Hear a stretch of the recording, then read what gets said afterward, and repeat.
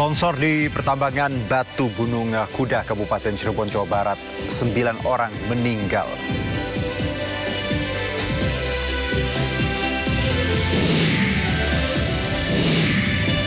Buntut penggunaan minyak babi dan tidak mencantumkan keterangan non-halal, pemilik dan manajemen ayam goreng Widuran Solo terancam pidana.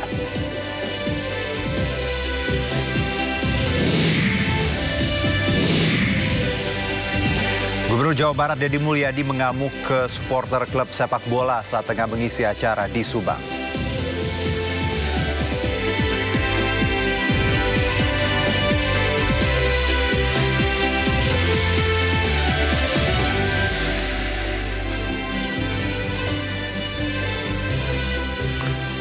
Halo pemirsa, ayam goreng Widuran di Solo menjadi sorotan buntut produknya ternyata menggunakan bahan baku non-halal. Meskipun pemilik warung makan yang sudah berdiri sejak 1973 itu meminta maaf, warga Solo melaporkan ke polisi karena dinilai telah meresahkan. Bersama saya Arjuno Syaputra, Anda menyaksikan Sindo Sore. Pemirsa, musibah longsor kembali terjadi di kawasan pertambangan Batu Gunung Kuda, Desa Bobos, Kecamatan Duku Puntang, Kabupaten Cirebon, Jawa Barat. Hingga sore ini 9 orang dilaporkan meninggal dunia dan belasan lainnya luka-luka. Dari video yang beredar di media sosial, puluhan truk pengangkut material batu dan beberapa alat berat di lokasi tambang terjebak di area penuh bongkahan batu besar. Di tengah kepanikan, sejumlah alat berat berusaha melakukan evakuasi di medan yang curam dan berbahaya. Sementara para pekerja dan warga mencoba menyelamatkan diri dan membantu proses pencarian. Hingga sore ini pencarian dan evakuasi korban masih terus berlangsung. 9 orang ditemukan meninggal dunia, sementara 12 orang dilaporkan luka-luka. Longsor di lokasi ini bukan kali pertama terjadi, tragedi serupa terjadi pada Februari lalu.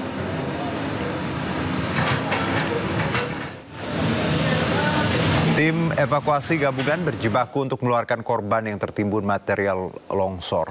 Korban tewas langsung dibawa ke RSUD Arjawinangun, sedangkan korban luka dilarikan ke rumah sakit terdekat untuk mendapatkan perawatan medis.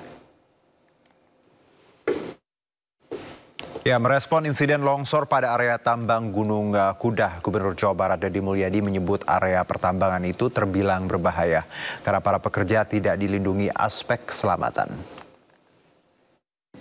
Beberapa waktu yang lalu saat saya sebelum menjadi gubernur, saya pernah datang ke penambangan galian C Gunung Kuda, Desa Dukuh Puntang, Kabupaten Cirebon. Saya melihat penambangan galian C itu sangat berbahaya, tidak memenuhi unsur standarisasi keamanan bagi para pegawainya. Tetapi karena sudah berizin dan izinnya berlangsung sampai bulan Oktober 2025 dan waktu itu saya tidak punya kapasitas apapun untuk menghentikan, maka penambangan tersebut terus berlangsung. Dan saat ini saya mendapat kabar duka, lebih dari 10 orang dimungkinkan tertimbun dalam musibah longsornya tambang tersebut dan baru ditemukan 2 orang dan yang lainnya masih dalam pencarian. Untuk itu pertama saya menyampaikan bela sungkawa yang sedalam-dalamnya atas meninggalnya warga Jawa Barat di penambangan tersebut. Tentunya warga itu sedang bekerja memenuhi kebutuhan keluarganya walaupun pekerjaannya diancam bahaya, dan ini sebenarnya menjadi tanggung jawab bagi pengelola tambang. Dan semoga keluarganya diberikan ketabahan dan yang meninggal diterima iman Islamnya, diampuni segala dosanya dan ditempatkan di tempat yang mulia sisi Allah Subhanahu wa Ta'ala. Selanjutnya, dari sisi aspek kebijakan, saya sudah memerintahkan Kepala SDM dan seluruh jajaran yang hari ini sudah berada di lokasi untuk mengambil tindakan tegas. Perusahaan itu ditutup untuk selamanya. Demikian informasi yang dapat saya sampaikan. Semoga ini menjadi pelajaran penting bagi kita semua bahwa berusaha harus memperhatikan keselamatan para pekerja. Karena itu merupakan tanggung jawab dari pengusaha dan galian harus memperhatikan aspek-aspek dampak yang akan timbulkan bagi lingkungannya.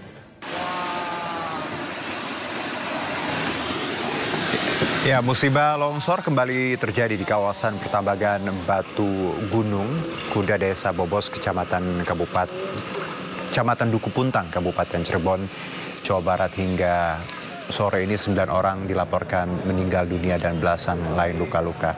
Nampak di visual yang Anda saksikan saat ini proses evakuasi sedang berlangsung menggunakan alat berat. Dan memang dari video yang beredar, puluhan truk pengangkut material batu dan beberapa alat berat di lokasi tambang terjebak di area penuh bongkahan batu besar. Disebutkan tadi 10 orang tewas untuk update terkini dan masih menunggu kepastian belasan lainnya yang kemungkinan masih tertimbun, pemirsa.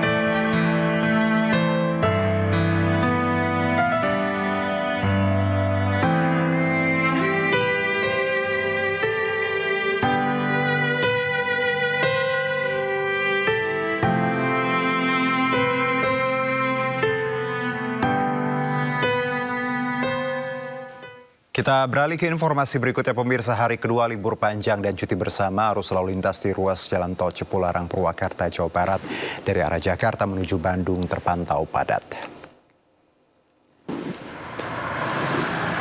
Arus kendaraan dari arah Jakarta menuju Bandung di Tol Cipularang, tepatnya di kilometer 82 sekitar Jatiluhur, Purwakarta, terpantau ramai lancar. Keramaian dan kepadatan kendaraan yang didominasi kendaraan pribadi asal Jakarta mengular panjang. Diperkirakan banyak warga memanfaatkan libur panjang kenaikan Yesus Kristus dan cuti bersama untuk berlibur ke sejumlah lokasi wisata di Bandung dan wilayah Jawa Barat lainnya. Banyak kendaraan besar seperti bus dan truk yang melaju lambat menambah arus semakin ramai. Diperkirakan peningkatan arus liburan ke arah Bandung di Tol Cipularang masih akan terus terjadi hingga hari Minggu. Sementara arus dari arah sebaliknya, Bandung menuju Jakarta, relatif normal.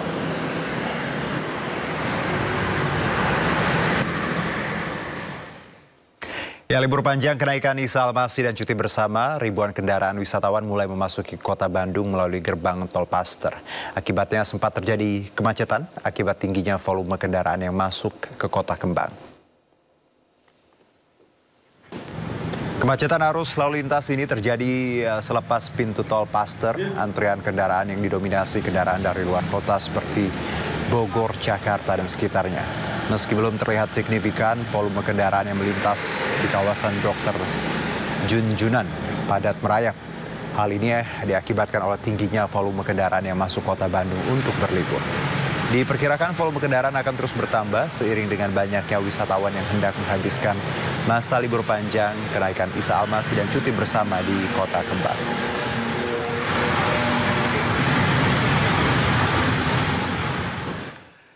Libur panjang, stasiun kereta cepat KCIC Halim Jakarta Timur kembali dipadati ribuan penumpang. Diprediksi jumlah penumpang mencapai 20.000 orang per hari.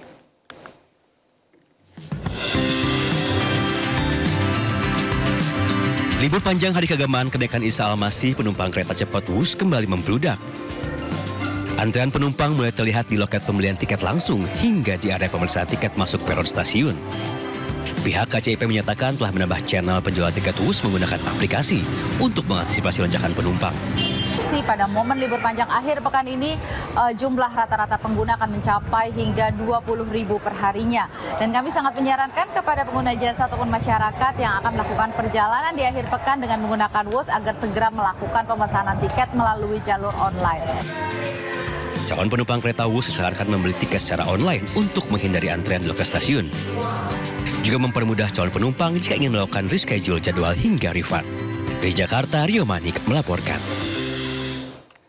Libur panjang wisatawan ke Pulau Seribu melonjak. Puluhan pelabuhan Muara Angke ramai didatangi wisatawan yang akan menyeberang ke Kepulauan Seribu. Ada sekitar 2.000 penumpang yang berangkat dari Pelabuhan Muara Angke. Kepulauan Seribu menjadi pilihan destinasi wisata, terutama bagi warga Jakarta di momen libur panjang. Jarak tempuh yang hanya memakan waktu sekitar 1 jam menjadi daya tarik warga menghabiskan liburan. Dalam libur panjang terjadi peningkatan penumpang sebanyak 30% dibandingkan hari biasa. Hari ini ada 9 kapal yang akan berangkat menuju ke Kepulauan Seribu dari Pelabuhan Muara Angke.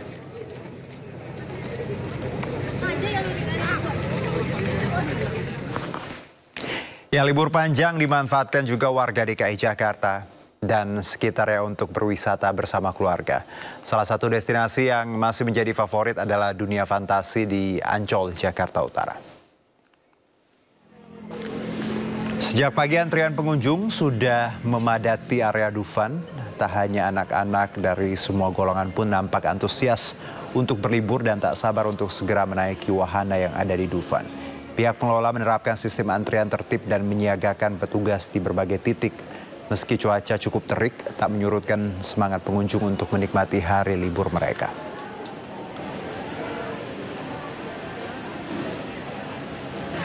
Ya, di momen libur panjang, Kebun Binatang Ragunan juga masih menjadi salah satu destinasi favorit bagi wisatawan. Selain harga yang terjangkau dan suasana yang asri, Kebun Wisata Ragunan juga menjadi tempat yang tepat untuk edukasi anak tentang satwa, baik satwa asli Indonesia maupun dari negara lain. Untuk tiket masuk dikenakan harga Rp4.000 untuk orang dewasa dan Rp3.000 untuk anak-anak.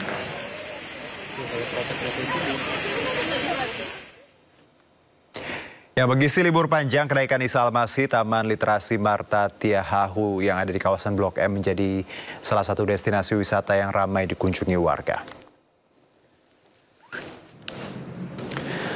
Sejak pagi kawasan Blok M terus didatangi warga, seperti di Taman Literasi Marta Tiahahu. Warga datang untuk membaca buku atau sekedar duduk santai menghabiskan waktu libur panjang.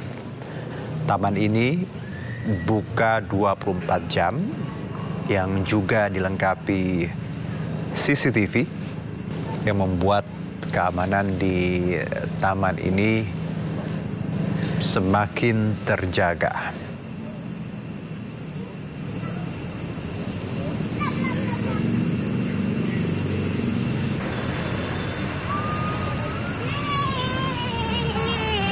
Ya, dan untuk mengetahui suasana liburan di Taman Literasi Marta Tiahahu Blok M, Jakarta Selatan di momen Lebaran ini, kami terhubung dengan rekan Amrina Rida di sana. Amrina, bagaimana sore ini di Taman Literasi? Silakan.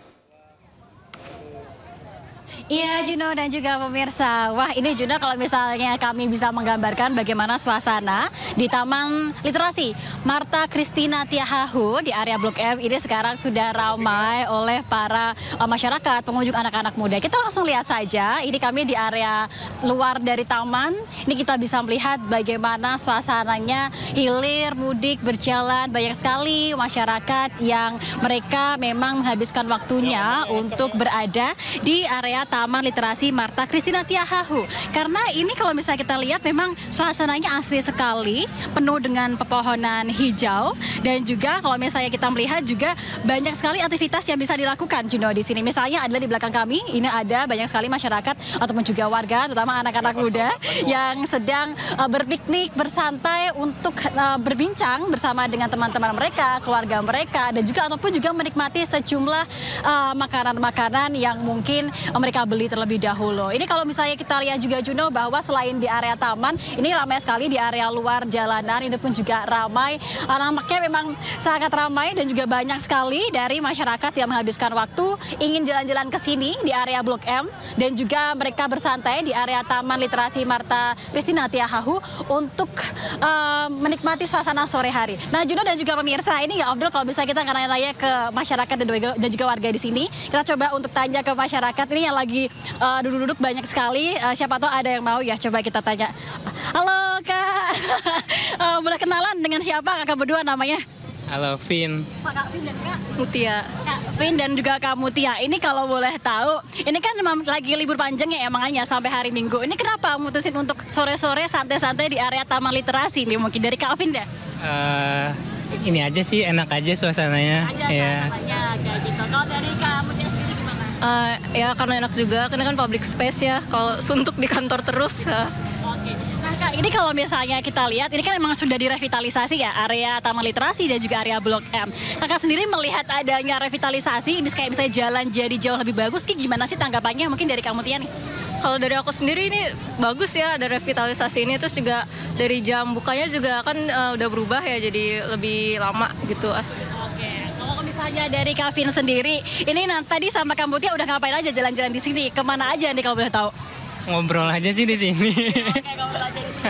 Oke, ini nanti mau ngapain aja nih? Misalnya apakah mau makan, mau ke plaza atau gimana? Jalan-jalan aja di sini. Ada nggak saran untuk pengelola misalnya apa yang diperbaiki gitu? Mungkin ini aja sih, kayak lebih tertib aja, misalnya kayak area merokok atau enggak misalnya kendaraan dan lain-lain aja sih. Terima kasih Kak Vin dan juga Mutia, selamat melanjutkan aktivitas kembali. Nah itu dia Juno dan juga pemirsa, ini tadi ternyata banyak dari warga dan masyarakat yang memutuskan untuk kesini dikarenakan di area Taman Literasi Marta Christina Tiahahu ini juga memang asri sekali kalau kita melihat. Dan ini kalau misalnya kita mengeksplor sampai ke dalam, Juno, memang masih banyak sekali spot-spot yang bisa dieksplor. Dan juga Juno dan juga pemirsa, seperti yang disampaikan oleh tadi Kak Mutia dan juga Kak Vin, bahwa sekarang di area Blok M, terutama di area Taman Literasi Marta Christina Tiahahu yang dikelola oleh PT Integrasi Trasi Jakarta ini buka 24 jam. Dan gimana Juno, tertarik gak untuk kesini? Juno? Amrina, seru sekali dampaknya outdoor ya. Kalau ke mall kan kita bosen. Nah, ini kita perlu public space yang tadi 24 jam ternyata mulai sekarang dibuka. Terima kasih Amrina Rida langsung dari Taman Literasi Marta Tiahahu. Selamat bertugas kembali. Ya, sementara itu pemirsa, ribuan kendaraan wisatawan memadati kawasan Puncak Bogor, Jawa Barat di hari pertama libur panjang kenaikan Yesus Kristus. Guna mengurai antrian kendaraan dari Jakarta menuju Puncak, rekayasa ganjil genap diterapkan situasional.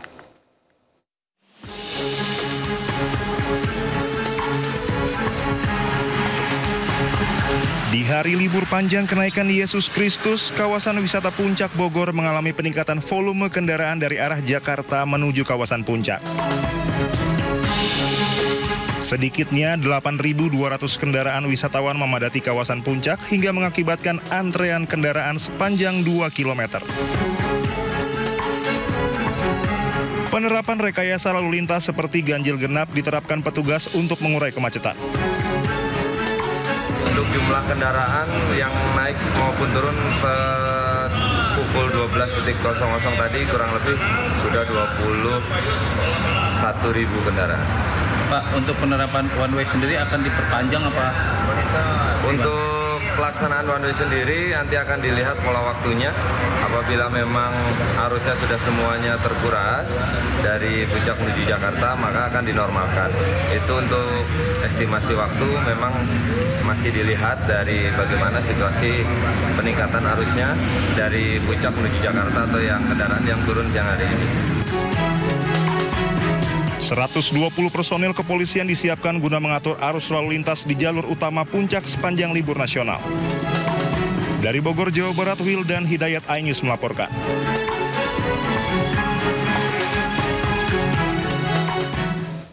Antisipasi kemacetan pada masa libur panjang, Ditlantas Polda Metro Jaya siagakan 754 personel di sejumlah pusat perbelanjaan dan lokasi wisata. Gelombang arus liburan diprediksi sudah terjadi sejak Kamis malam hingga Minggu besok.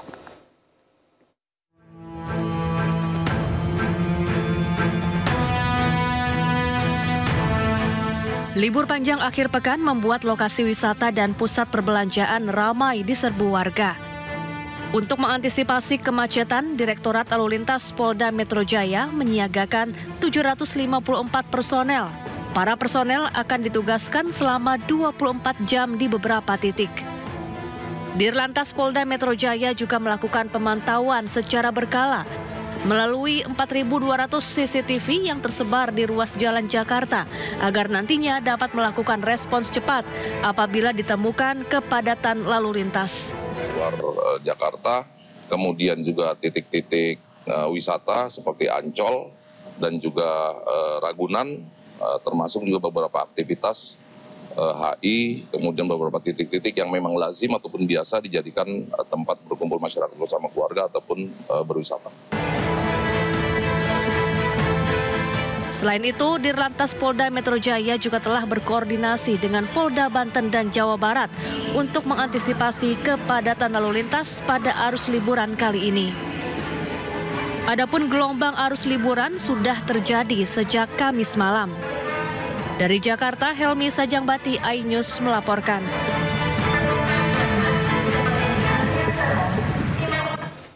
Libur panjang peringatan Hari Kenaikan Isa Al-Masih di kawasan Malioboro, Yogyakarta diserbu ribuan wisatawan. Jasa foto dengan pakaian adat Jawa menjadi salah satu favorit wisatawan.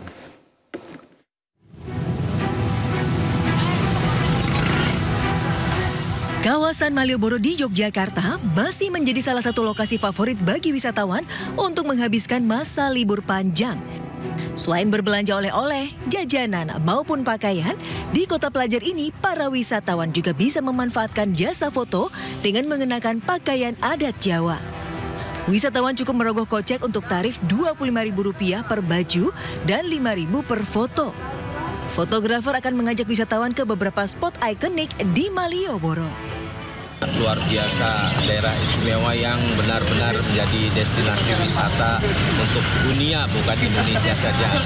Kita yang ngerasain jadi orang Jogja juga, dengan pakaian-pakaian adat Jogja. Kita kayak orang Jogja, bukan kayak orang Cirebon. Peningkatan jumlah wisatawan di kawasan Malioboro, Yogyakarta mulai terasa sejak Kamis malam. Saking banyaknya pengunjung, kemacetan arus lalu lintas kendaraan pun sempat terjadi di Jalan Abu Bakar Ali maupun Jalan Mataram. Dari Yogyakarta, Galih Wisma, iNews melaporkan. Pasca viral tidak mencantumkan secara eksplisit keterangan non-halal, pemilik dan manajemen ayam goreng Widuran terancam pidana. Informasi lengkapnya usai jeda berikut.